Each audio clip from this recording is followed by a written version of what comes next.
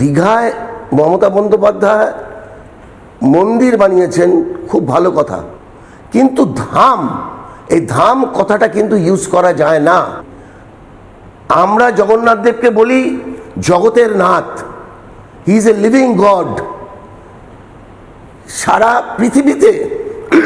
সারা পৃথিবীটাকে উনি কন্ট্রোল করছেন।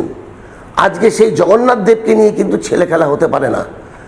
মানুষের ধর্মীয় আচরণ বা ধর্মীয় আবেগ নিয়ে একটা সরকার কেন খেলবে? তুমি একটু ভালো করে খেয়াল করে দেখো। ধরো আমি বলছি, তুমি খুব ক্ষমতাবান মানুষ, তোমার হাতে সরকার আছে, তোমার হাতে অর্থ আছে, তোমার হাতে প্রাচুর্য আছে, সমস্ত কিছু আছে।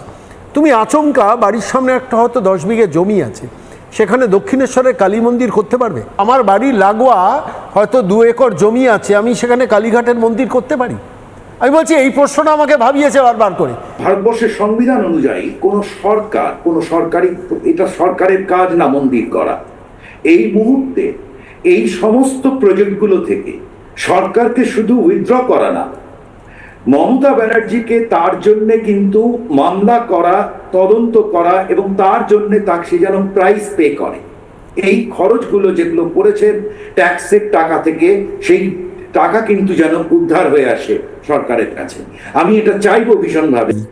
প্রথম কথা যে 4 ধামের যে কনসেপ্ট সেটাই জানে না, তারপরে যে কোনো ধাম হতে পারে না।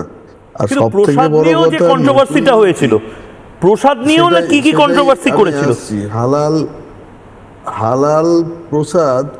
আমি একটা কথাই বলছি, এটা যদি উল্টো ধর্ম, মানে হিন্দু ধর্ম এতটাই সহিষ্ণু, এটা যদি উল্টোটা হতো না, ওনার রাজত্ব সহ ওই হয়তো 52টাই দখল হয়ে যেত। সবকিছুর একটা লিমিট আছে। শুভেন্দু অধিকারী বাঘের বাচ্চা, একদম বাবা তুলে বললাম যে শুভেন্দু অধিকারী বাঘের বাচ্চা। বাঘের বাচ্চা না হলে এই সিদ্ধান্ত নিতে পারতেন না।